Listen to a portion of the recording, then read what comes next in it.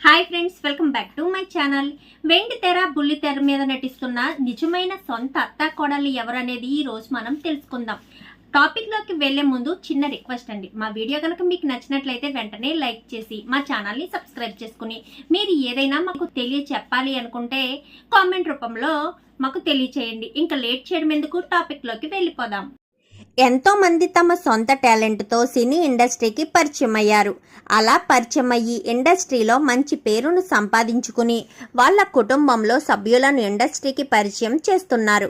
అలా బుల్లితెర వెండి తెర మీద నటిస్తున్న సొంత అత్త కోడళ్ళు ఎవరో మనం ఇప్పుడు చూసేద్దాం. సమీరా షరీఫ్ 2006లో ఆడపిల్ల అనే తెలుగు టీవీ సీరియల్తో తన నటనా జీవితాన్ని ప్రారంభించారు. ఎన్నో ప్రముఖ సినిమాల్లో సీరియల్స్లో నటించిన నటి సనా గారి అబ్బాయిని పెళ్లి చేసుకున్నారు సమీరా షరీఫ్. సనా గారు సమీరా షరీఫ్ సొంత అత్తా కోడళ్ళు. ఎన్నో సినిమాల్లో నటించిన శ్రీలక్ష్మి గారి సొంత తమ్ముడు రాజేష్ గారి కూతురు ఐశ్వర్య రాజేష్ కౌసల్య కృష్ణమూర్తిలో నటించారు. శ్రీలక్ష్మి ఐశ్వర్య కూడా సొంత అత్తా కోడళ్ళు.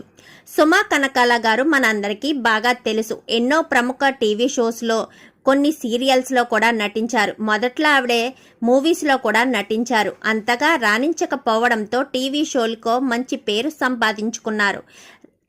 ఆవిడ అత్తయ్య గారైన లక్ష్మీ కనకాల గారు కూడా క్యారెక్టర్ ఆర్టిస్ట్గా పనిచేశారు. వీళ్ళిద్దరూ సొంత అత్తా కోడళ్ళు.